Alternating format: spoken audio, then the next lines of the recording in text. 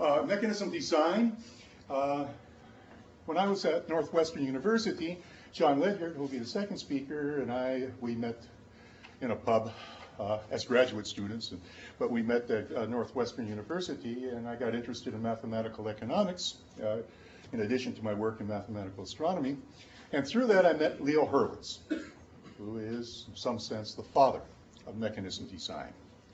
But Leo would always tell me about the strong influence that Kenneth Arrow had on him in terms of their discussions on mechanism design, on this new area in which he was exploring. And actually what happens is anyone who knows Leo Hurwitz knows that while he had a huge number of publications, he was notoriously slow in getting any paper out. And so what Kenneth Arrow would do is, how did you do that? What you did is you arrange a conference where you had to present the paper. arrange conferences where you had to present papers, and that's where some of the original papers came out. And so 10 years after they're written, of course, but still. And then what happened is a year ago, Leo Hurwitz, of course, got the Nobel Prize in Mechanism Design, as well as two of Kenneth Arrow's students, Eric Maskin and Roger Meyerson. And what a coup, huh? Collaborator and two people. And so I would like now to introduce Kenneth Arrow.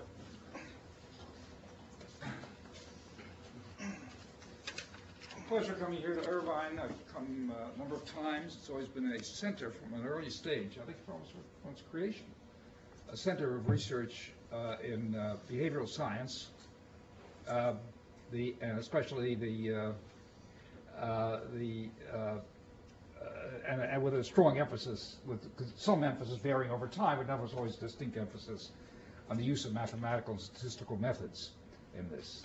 Duncan's been here for a long time, a friend of mine, and see the room is filled with people I've known, Don and the organizers here, and Eric, of course, my student, and Simon, who seems to be now attached to this university in increasing measure, if I understand correctly, and so it's a place that, both historically and currently, has many people whom I've admired.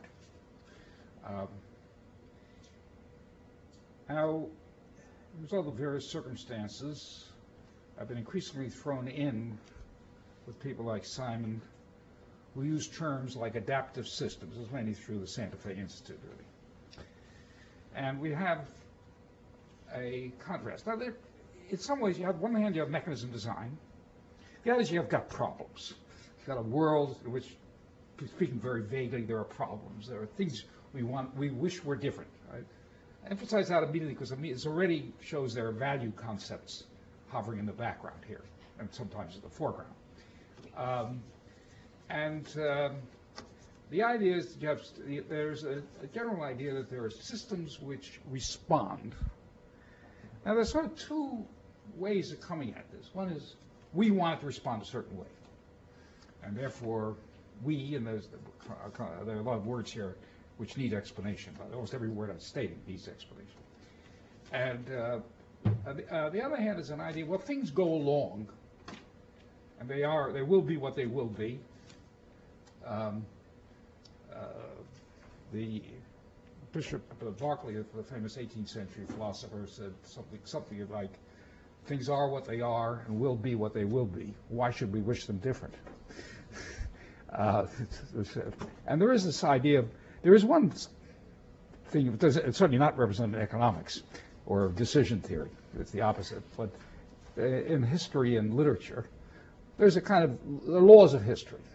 Things happen. They're going to happen. Really isn't much difference what you use.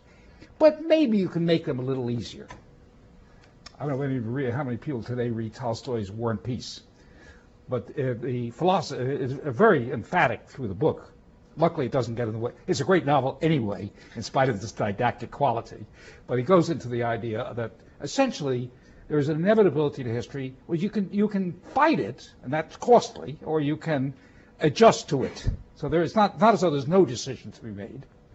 The commanding general, the Russian armies, is an example, is Tolstoy's hero in this story. Napoleon has overreached himself. Napoleon, he doesn't respond. He just adjusts. He just lets Napoleon hang himself. He doesn't do anything particularly. Just makes things, just adapts. He doesn't go out and fight head to head, which would be bad. He just lets it happen and lets Napoleon and his troops go into the trap they've set for themselves. And at the end of the war, he does not, at the end of the Russian campaign, he does not want to go outside of Russia. And the Tsar, of course, fires him. There's this whole historical inevitability school, Marxism. And Marx really derived that already from Hegel, although the vision of history they had was rather different. But they both thought history is going inevitably in various directions. But as Marx would put it, you want to alleviate the birth pangs of the new order. So there's this whole philosophy. Now, the adaptive thing seems to stem from ideas like this. There's a basic, things are going to happen. You can respond. You don't try to impose any design. You don't try to impose any overarching design. You fiddle with the details. The mechanism design point of view, ideally, because it actually works locally, so in some sense it's not actually incompatible with the other point of view, but is somehow we're going to make things happen. And a lot of the people, for example, when I was young, the issue of socialism was a major issue. And those of us, and I would include myself, who were socialists, you could really change the order radically. I'm sure I said the same. Okay. Oh, now, when Don invited me to talk, I said, I really don't have anything to say. He said, well, I'm going to talk anyway. So I said, I finally decided I really don't have any answers. Talk usually means I'm going to pose a question and answer it. Well, I'm not going to answer it. I'm going to only have questions. So that's the title of my talk. What is this adaptive system approach? It's a term which is much used sometimes with the additional adjective complex adaptive systems. And CAs are becoming already one of these acronyms that are passing into common language, at least in certain circles. What is meant by an adaptive system anyway? In fact, there are systems and dynamic systems. And this is, a general formulation of a dynamic system. You have a state of the world today, given by x of t for today, which is represented by a vector, let's say. For simplicity, let's assume it's a finite dimensional vector. Well, that's probably already, given how complicated the world. Well, it's got to be finite dimensional, but the dimensionality is so large that maybe infinity would be an easier approximation. We know there's only a finite number of atoms in the universe. I think, anyway. Who knows? With dark energy, who knows what's going on in the world? But anyway, I'm taking time to be discreet, just to avoid any complications. That's another fundamental problem. Not a level of fundamentalness that we don't have to worry about, I think. So what does the dynamic system says? You take the state of the world, and maybe there's an influence from the outside. Maybe there's an outside too. Maybe this world that we're talking about is not the whole world. Things come in from the outside. And there's exogenous influences, and then they may be maybe drawings from a random variable. You have a stochastic process or something, and then that generates a new state of the world.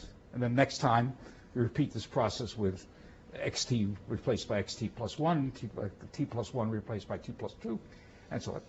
Now, in what sense is an adaptive system? Is an adaptive system something special? Is there a sense in which it's not just a general dynamic system?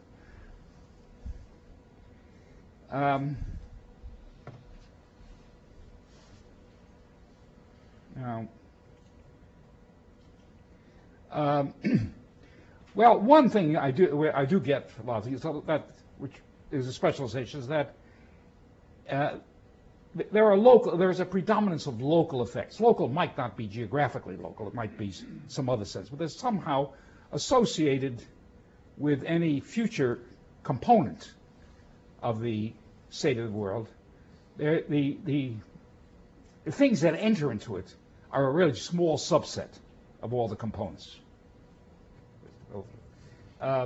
You see, in other words, in this equation here, you take any one component on the right-hand side, on the left-hand side. X is a vector, remember. Take one component of it. Only a few components on the right-hand side enter. So you have local influence. There's the immediate, for example, in economics, we're accustomed to the theory, which I will come back to in a minute, that the price on a market is determined by the supply and demand on that market. It moves down when supply exceeds demand and moves up when demand exceeds supply.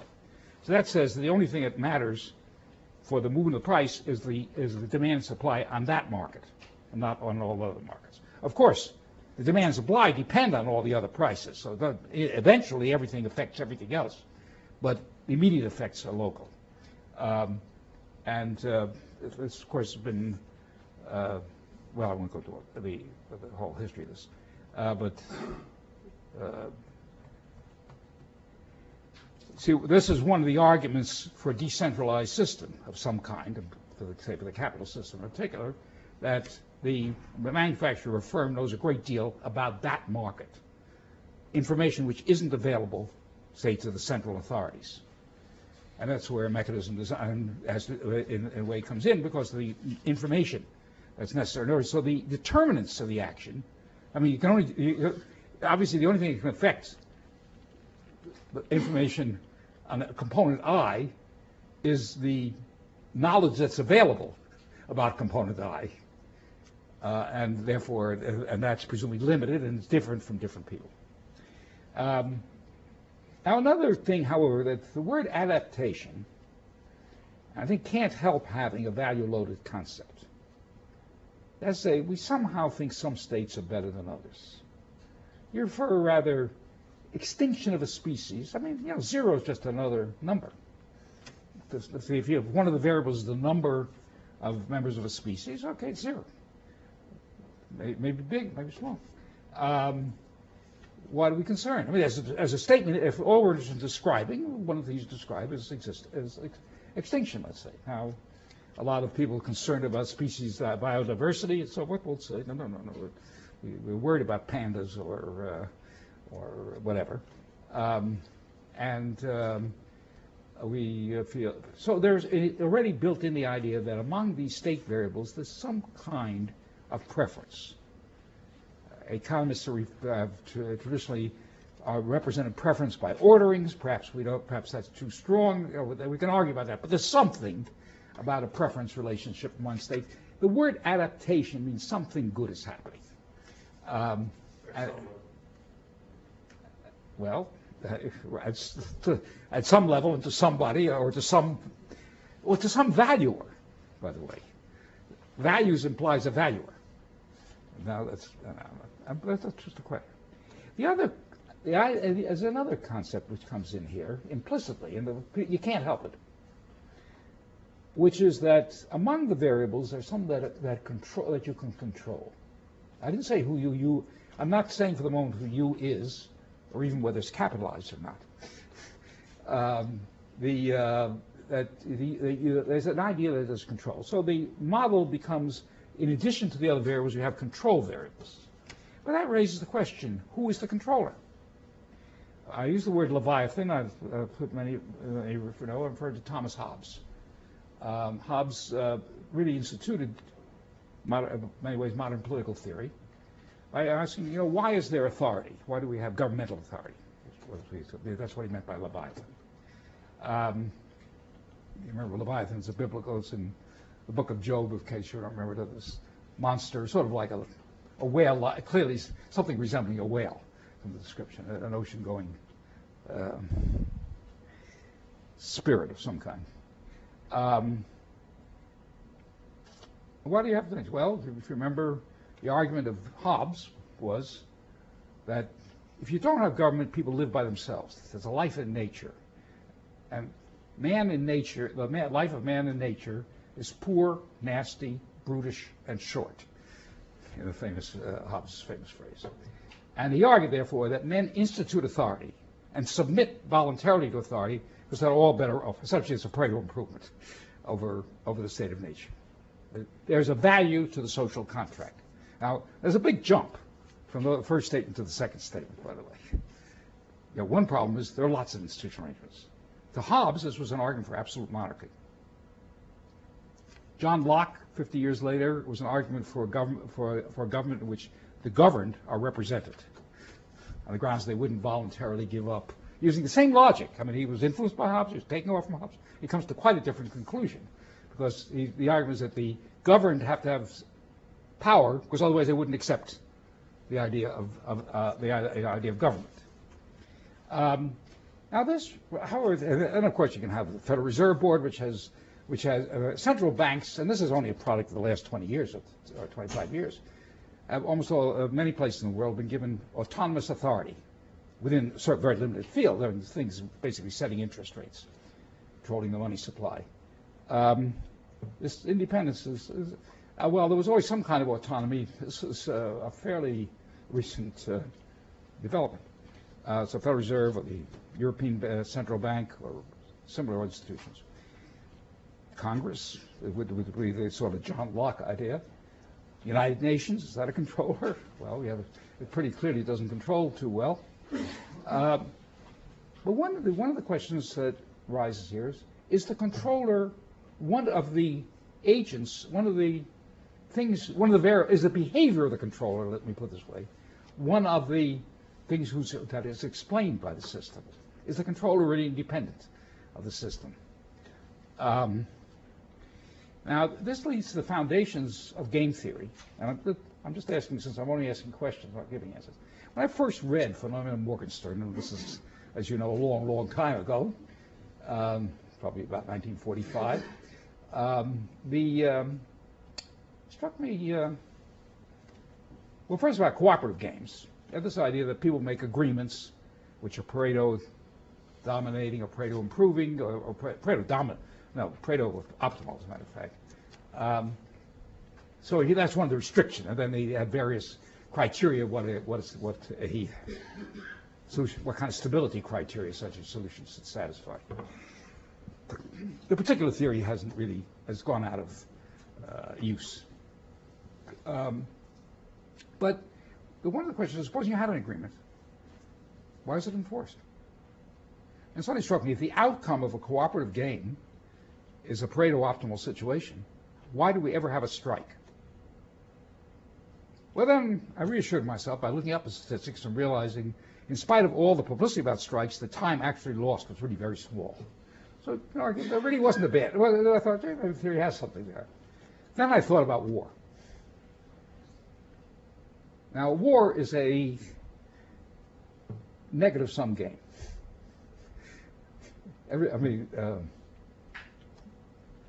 Obviously, given the outcome of the war, there was certainly a deal which was better for both players.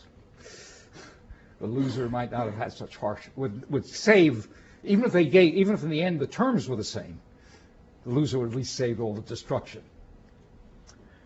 And I find this to be a baffling question because, empirically, I'm thinking especially the First World War rather than the Second, was more clear-cut for some reasons.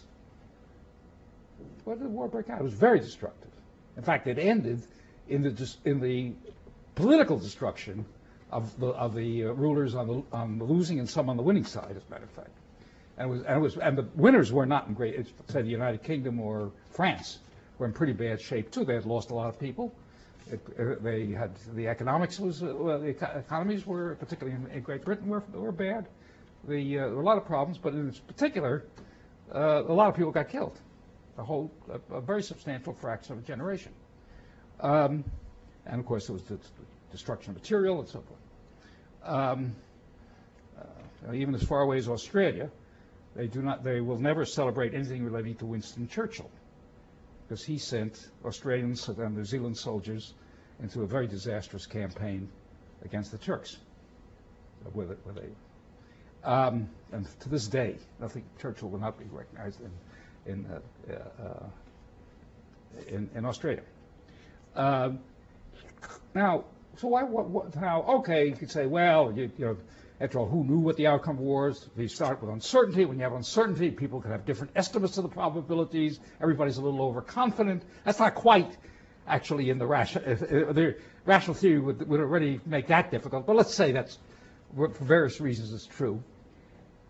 A war is not a point in time. A war is extended. There's learning taking place.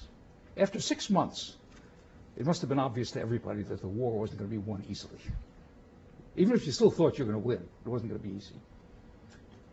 And as far as I know, there was no serious attempt, not only was there no successful negotiations till one side won, but there were not even any serious attempts. This seems to be something of a contradiction to the usual ideas of rationality. And indeed, the issue is one that a very famous phrase, which Leo Hurwitz has used again as the title of his Nobel address. The Latin poet Juvenal said, who will guard the guardians? Okay, you've got these people. Let's say, leaving war aside, you have civil authorities, you have judges, and so forth. Are the judges players? They take bribes? No, why not? The judge is acting in his or her self-interest, right? That's or whatever.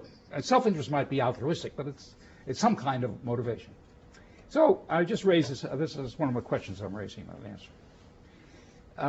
Oh yes. Now there are a couple of topics, a couple of points which I want to mention at this here because they don't fit anywhere else. They're extremely important, but I'm not going to give them the attention they're worth. Mainly because I don't have any answers. And one is the transposition from a system in the natural world, say biological competition, this whole thing represented by that theory of natural selection, and the human world. Now maybe it's an illusion here, but we think we can anticipate the future.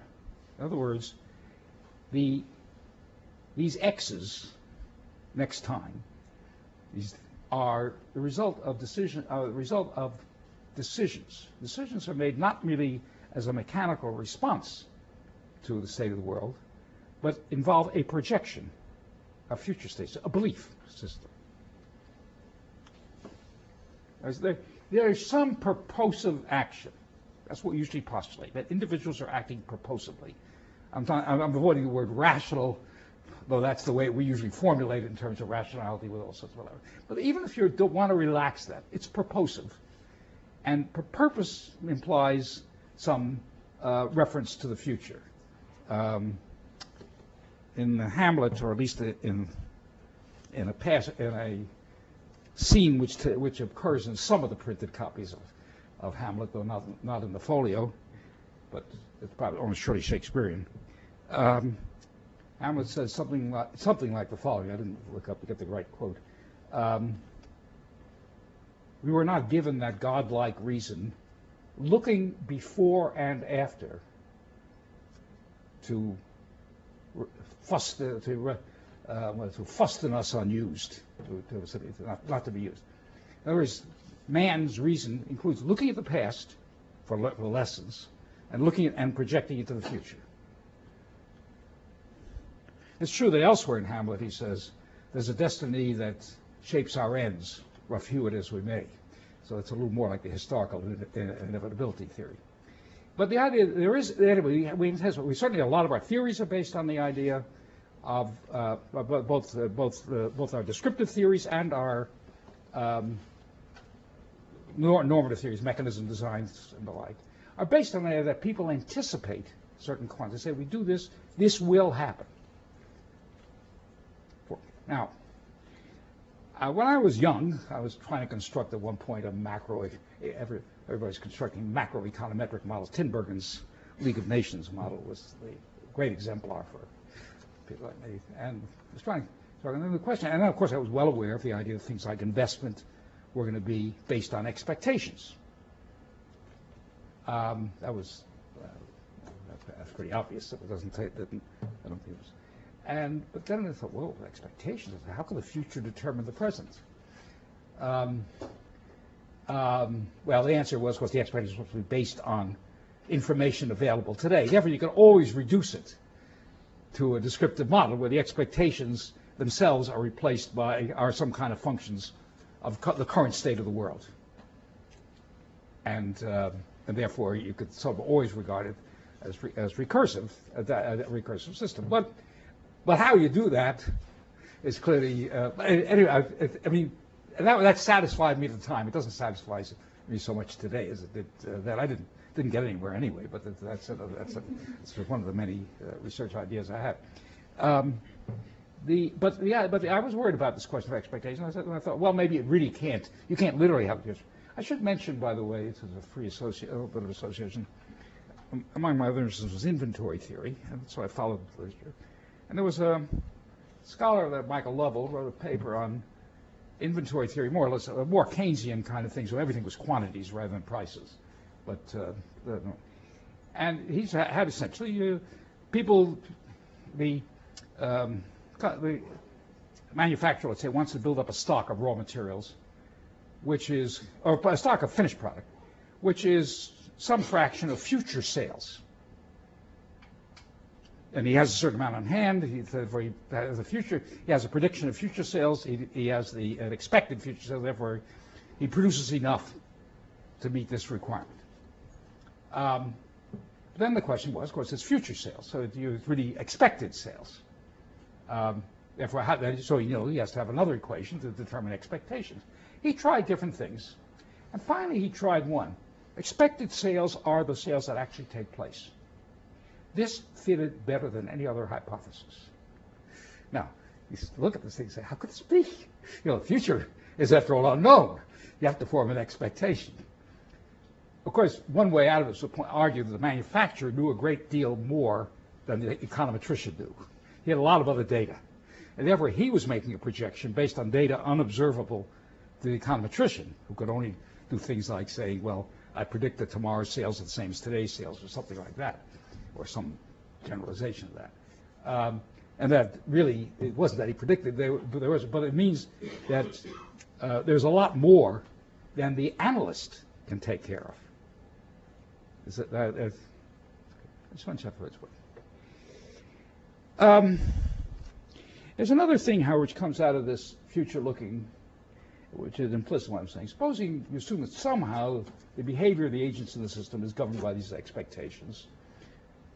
And those expectations, in turn, are based on what they can observe.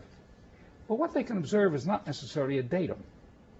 It can be changed by policy. If you assume there is such a thing as policy, I'm wavering back and forth in this field, but if you want to admit the idea as policy, one policy might be making people aware of what's going on, just giving a bigger information base.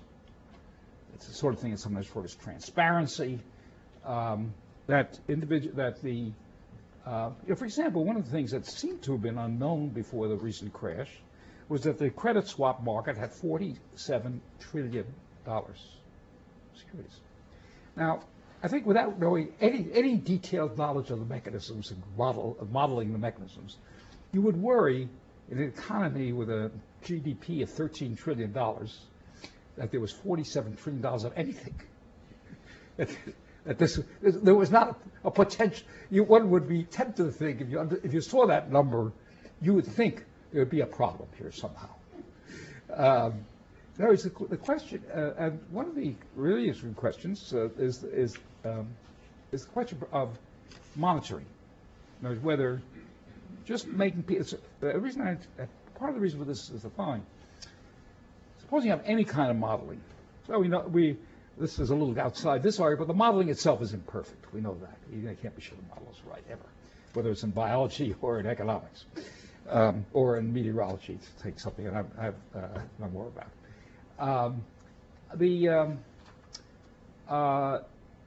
So you may want to collect more data than you quite think is necessary in your model. The thing is, you're not sure what it is. Something. If two numbers are supposed to be equal, say in an equilibrium condition, you might want to collect separate data on the two of them, because maybe they're not in equilibrium. Okay. So there's two implications. If you believe the idea that among the agents of this model, what's behind some of those, at least some of the equations, are agents, people who act. And people who act means people are going to act with regard to the future, because you're worried about consequences. And therefore you want their actions to depend upon information. You may wonder, one of the policies might be, an important policy might be simply increasing the information set. Certainly that's true at the level of the individual company. We went through this with the Securities and Exchange Commission back 76 years ago, to be precise. And we've been, in many ways, going downhill. Well, we've been going uphill in some dimensions and downhill in others. What's happened is because of these, of course, a response to these transparency requirements is creating new entities that are not obliged to follow them. And when, so there's a continuous catch-up phase here, because innovation can always defeat. Now, I don't know where all those underlines came from. So let me return a bit to the question of adaptation and value judgments. And how long am I supposed to be talking? About 20 somewhere. 20, 25. Okay, I'll do my best. I'll stop. I mean,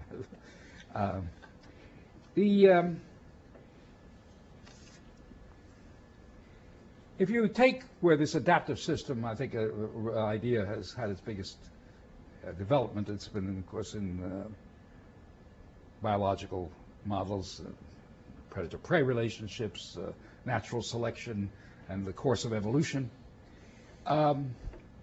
And there is some kind, there is a kind of a success criterion, a motivation for adaptation, namely survival. I've even seen in articles which apply to inanimate formations, that certain kinds of rock formations survive better than others. So after several 100 million years, you'll see a selected group of rock formations which have greater stability properties or something, and are more, and that's not, in other words, then they'll be overrepresented compared to when they were formed. So you have, but in any case, but now, does this apply to human social systems? Obviously, people have to live.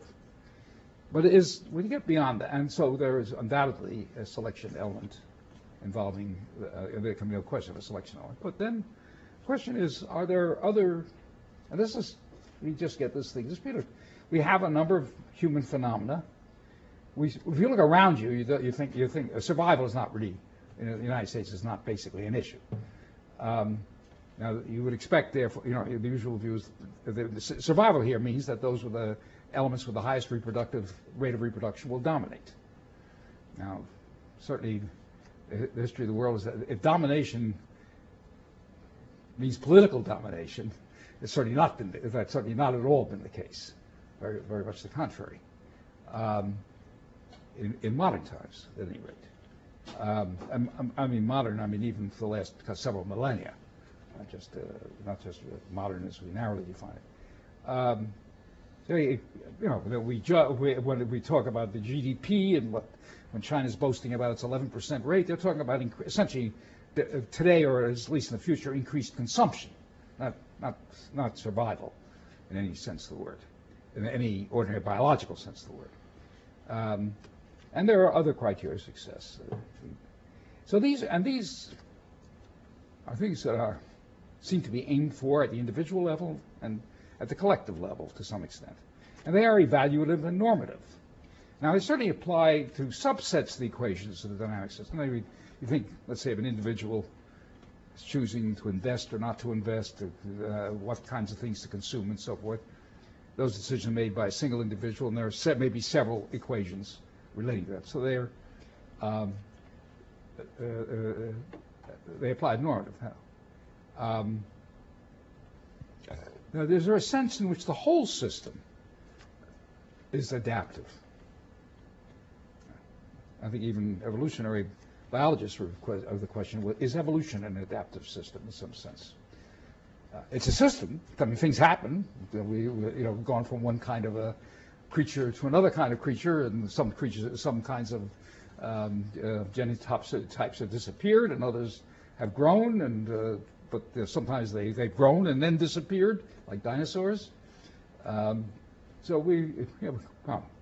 Now, welfare economics, going back to Adam Smith, this invisible hand quotation, I won't go into this, but a lot of ink spilt on this question of what Smith meant by the invisible hand. But I've read that carefully, and I think the ordinary interpretation is at least a major part of the story. I don't think it's, some people said it's all wrong, but I cannot, unless the plain words on the page. After all, here, the evidence is not research, you can read the words.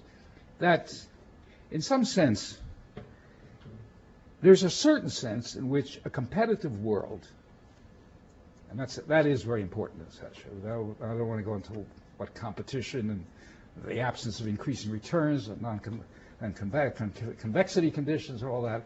But under a suitable set of conditions, you can argue that a competitive equilibrium will exist, and it will yield an optimal allocation in the so-called Pareto sense. There's no way of making everybody better off. As soon as you start with securities, when you're talking about forward-looking things, where essentially you don't have complete markets to be technical about, then this argument ceases to be true, and there is a lot more to be said about the matter. There are a lot less, rather, to be more precise, there's a lot less to be said about the matter. And it's still too complicated to discuss here. There's the idea, however, is that the collective outcome is governed by individual behavior, individual motivations. Therefore, for the collective outcome to be in any sense good, if there's some idea of good applied to the whole, it must be an aggregate of individual goods. Otherwise, it makes no sense. The actions are individual, done by individual way, I mean, with literally phenotype by phenotype or group by group. And the outcome, then since they interact, the outcome is a result of all these things.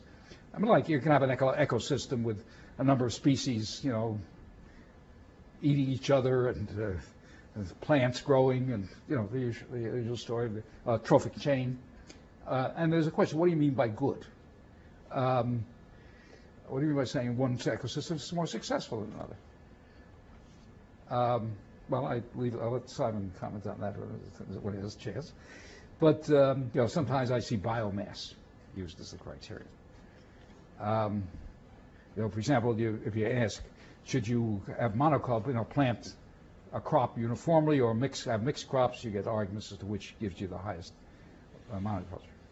But there's some, but evidently, in order for any theory, for it to be true in any way that the system as a whole is good, it's got to be true that the definition of good for the collective has got to somehow have to do with the definition of good for the individual actors as they perceive it.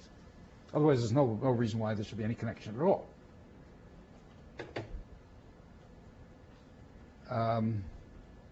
Now, one kind of discussion you take, and of course the recent financial events reinforce this kind of thing, is about stability. Somehow, the system is good if it resists disturbances. The same argument is used for ecosystems. You know, if you have a storm, or a fire in a forest fire, does the system come back to something like its previous status? You have some changes in availability of goods, you know, maybe for whatever reason. Oil becomes scarce, there are crop failures, there's a spread of blight, you know, you can think of, or there's innovation. And you get terms which don't mean the same thing, I know, and I'm not entirely sure, but resilience, robustness, stability. Now, there's an instinctive statement saying, well, stable system, it's good to be stable and bad to be unstable. But it's not so clear to me. Let me digress before I get to that. We have, there's been a lot of literature in economics formulated in a very precise way, which may be a wrong way, by the way, but it's very precise. I don't mean it's precisely right. I mean, it's clear. It's a well-put formulation, which I must have, Leo Hurwitz and I had a whole program. We didn't invent this. I think this goes back to Walras and Samuelson, but we pushed along the arguments. The argument was based on this. You announce a set of prices. People decide how much to supply, how much to demand. These two may or may not be equal. If you raise prices when the demand exceeds supply, lower them where price demands. And you can represent this by a differential equation process or something like that. And you ask, does this converge? And it turns out the real answer is given by a few examples by people like Herb Scarf, and particularly Herb Scarf, and David Gale gave another example, that not necessarily. You can produce what look like economies satisfying all the assumptions we make where this dynamics is not stable. And then Don and his colleague Simon proved generally that the information which is used in demand and supply simply isn't enough. If you take any system which uses only that information, you can always produce an economic system which is not stable. And of course, there are algorithms which use more information, namely not merely the demand supply, but the derivatives of the demand supply. And then you can get the Scarf and Smale and so forth have all produced systems which converge. Whether they converge, whether they're easy to carry out, or a lot of other things is another problem, but they do converge. Essentially, they're fixed points. However, they don't seem to correspond. They require an amount of information which is not automatically revealed to the market. Now, there are quite other ones where you impose constraints on the you have fixed point equilibrium, and then you relax the constraint. I mean, you have constrained price equilibrium. I'm sorry. Well, I don't know if that, but there are other methods than the Smale, a different class of methods, as is some other economists and things, which sound a little more like, but they don't sound. None of them sound like anything that you would observe in the real world. All they become is computing algorithms. It's not clear that. Now, so it's clear even under a system with an awful lot of very strong assumptions, very much more confined than what you would like to think of as adaptive systems, we don't have any natural way of getting convergence. And it has to do with the multiplicity of suppliers and demanders. And it has to do with the fact that in some sense there's I mean, it's not unrelated, I think, to my impossibility theorem, although I don't know any mathematical connection, but the psychology is saying, there is one. That these things are not about, okay, I'll let Don talk about that.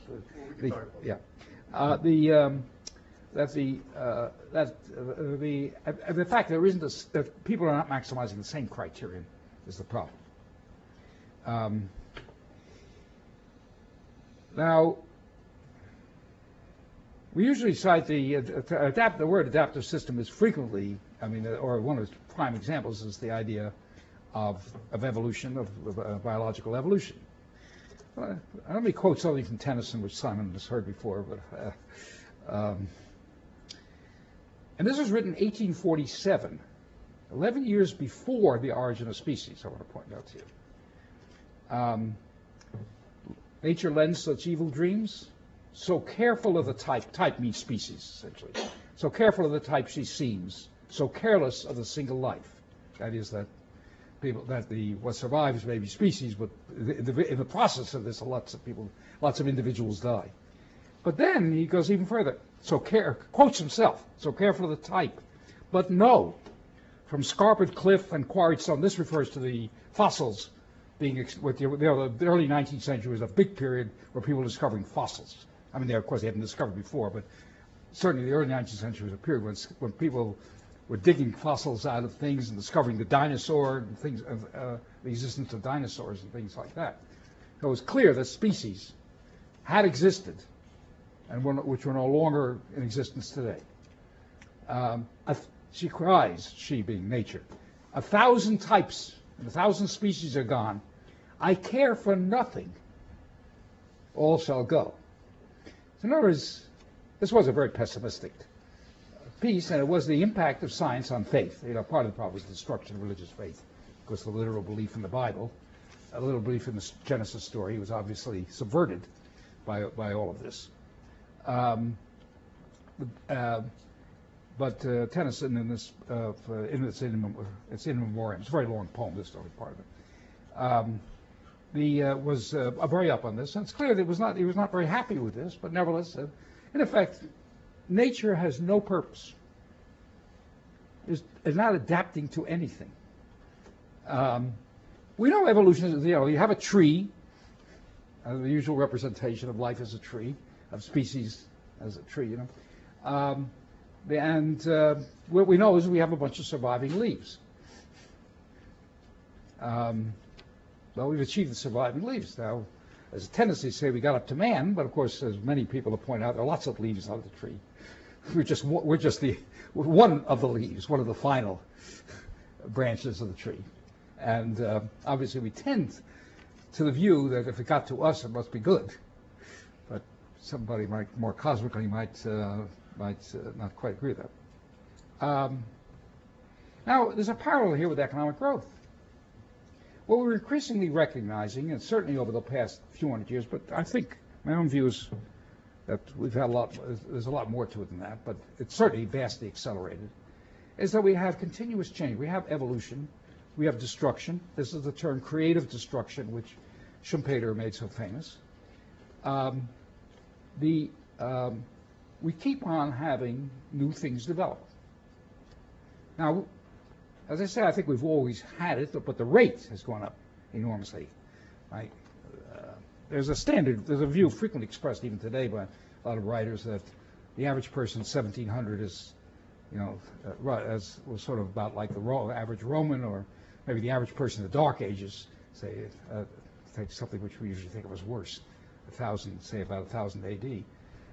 As the person in 1700 was no better.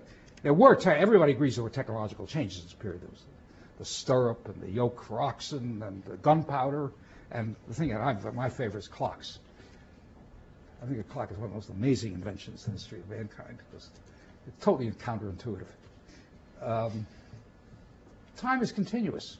The way you measure it is by a discrete mechanism. Sand is the natural way. Sand or water is the natural way of measuring time. It's a continuous variable. Sand's not continuous. Sand is not continuous. Huh? Sand. Well, sand is discrete, yeah, but at least it's at a level of, you're right, but at least it's a level of okay, water, okay. But do we perceive time continuously? Oh, well, I won't go that path. But the idea that something that you could hear click, click, click, it's not below the level of perception that we're. You began by pointing out that everything's fine. Well, that's right. Well, you're really right. But certainly the level of granularity in the clock is a lot different from the level of granularity in nature. Anyway, okay. Even within our own perceptions, I mean, not just science, even our own perceptions can tell it. Well, whatever. But anyway, so there were innovations. So the Malthusian argument was all this meant is the population increased, but per capita income didn't increase. Now, personally, I think people did get better off, but that's an arguable. I don't want to say that's an arguable point. Whatever it is, certainly the last 200 years have seen a change so enormous in the rate that the population could not keep up. That in fact, fertility dropped, not rose. Now again, you can argue about values, but most of us think it's a good thing.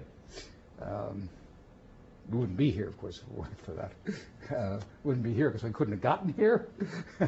We could, almost everything else is not. But it's a funny thing. In some sense, it's not really enough to say no. We really want instability. We want the change to be not resisted, but adapted and taken care of. But we do want stability or continuity or resilience or whatever you want in some directions. Yes, jobs will change, but we want there to be jobs. And the economic system theoretically tells you, yes, they'll be there. Skills will become obsolete, but there'll be, presumably you can learn new skills. And to some extent, that contracts are going to be I say you're going to repay me 5 years from now. The fact that that's been an invention in the meantime, which none of us expected, shouldn't interfere with that. It'll interfere with sometimes, but only there'll be some security that it's not going to interfere unless it's absolutely necessary. Yeah.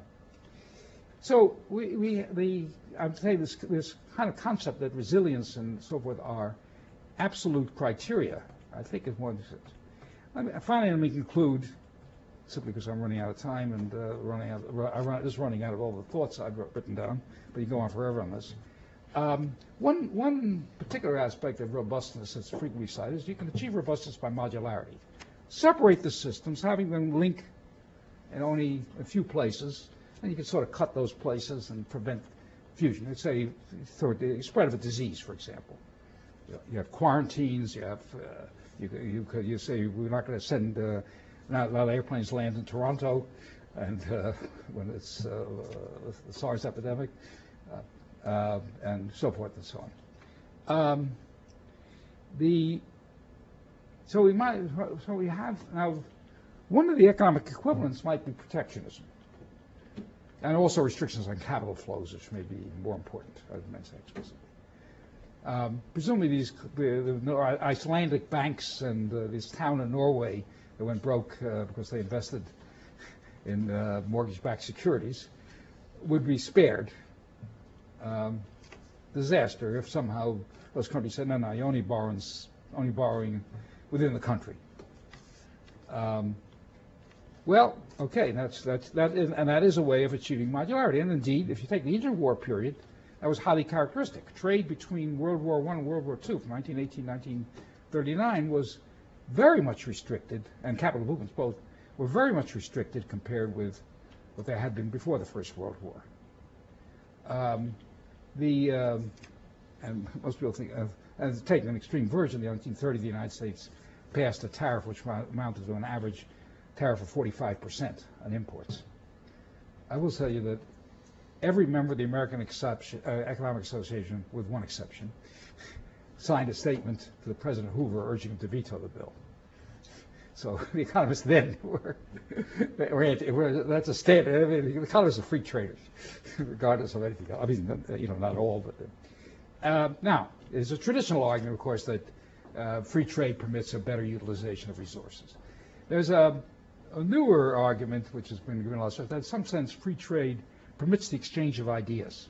If we keep on, if as we now perceive, ever since the early 50s, that the big basis of economic progress is new ideas, more than investing in capital and things like that.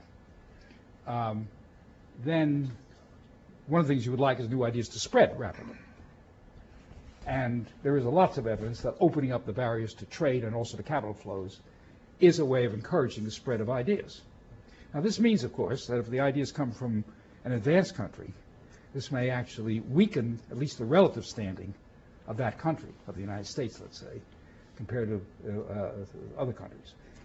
But so here's the answer. On the one hand, it means that contagion is averted.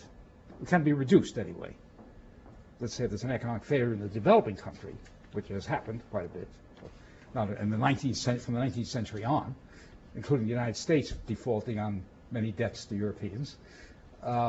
We don't have they'd have been isolated from this problem if they didn't invest in the United States. Same way, so you can prevent contagion, and of course it can go both ways. But you would also be cutting off a lot of other valuable things. And I'm not going to leave you with the idea of this, but I just want to stress this. These ideas from adaptive system theory are very important. But it's clear that we're a long way from understanding, in my opinion, how to use them in any systematic way, either in economics or, I think, in other subjects. Thank you.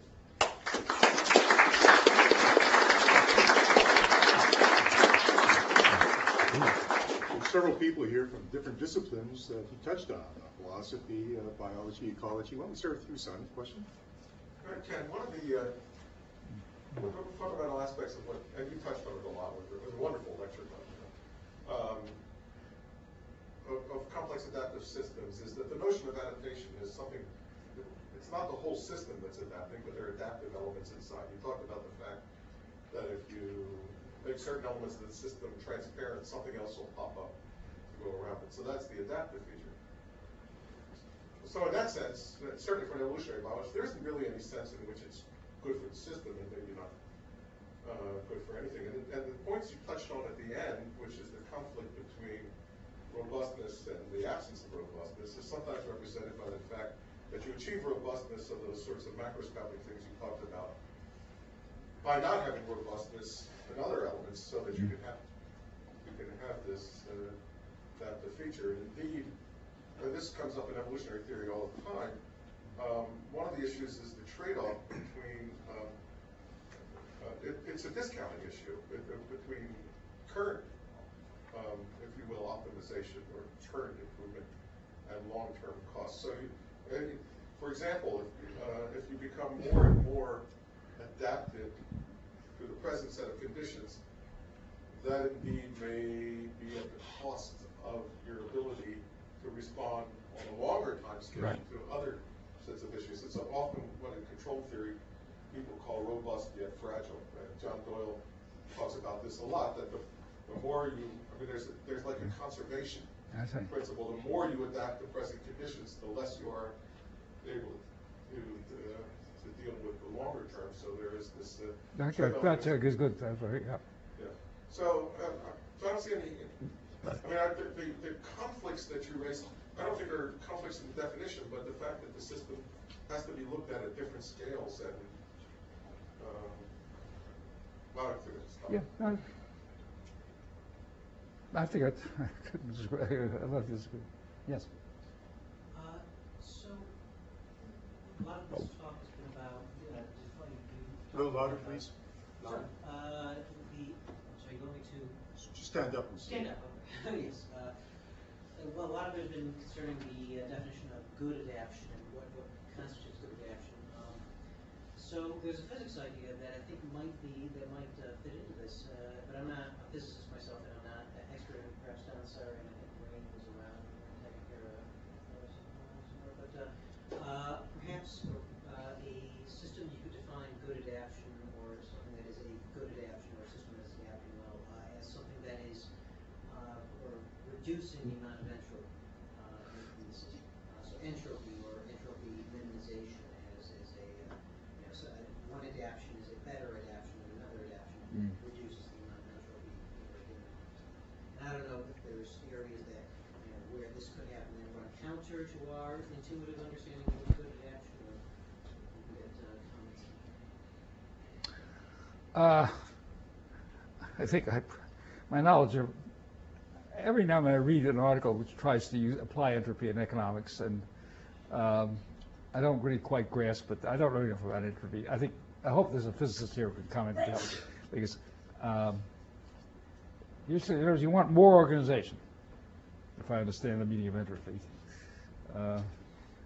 It's not necessarily good. Was that quote from Tennyson that you gave to show that there aren't good adaptations or bad adaptations? They're just things that happen. Well, one point of view is that we're sitting here just looking at the world, just contemplating it. That's the way it's going to be. And if you have the idea that it's a complex system with the upper of exponents greater than 1 somewhere along, you don't even know what's going to happen. The best you can say, this is what's happening. You don't even know what's going to happen. And I suppose I don't know. And the second law of thermodynamics says, doesn't matter what you do, the entropy is going to be maximized. You may slow it down or something like that. Yeah. Okay. This isn't quite relevant. There was a writer named Frank Ramsey, a logician, mathematician, economist in his spare time, died at the age of 27 with an incredible body of work. When he was discussing the question of how people save or ought to save, I think it's a little unclear which he was describing, but he very much rejects the idea that the future should be discounted. Right? People, it's unethical, immoral you got to treat future people like yourself. And that's a very famous paper. He gave a talk which was to a group at Cambridge, and the text was published after his death. Which he, I won't go through what the whole talk about. It was absolutely charming piece. But one of the things he said, he makes the remark that they tell us that the world will be dark and black after a few hundred millennia or something. or eventually become dark. But that doesn't really matter. At compound interest, it's completely contradictory. Even he, what he's pontificating, you've got to be moral and have a zero rate at this. In other words, he recognizes the world is going to come to this entropic end. It really doesn't make a difference what you do, and you can't worry about it. But you're saying in the process in the passage we can improve the passage. This fits with our intuition. Yeah. I have no idea how this would work out. For example, if you were to ask yourself what's an optimal population size, or what's an optimal distribution of income using your criterion, I don't know what the outcome would be of that sort of thing. I would like to apply. Let's put it this way. I'd like to try your criterion out on a couple of problems we sort of have some understanding and see how it comes out before I commit myself.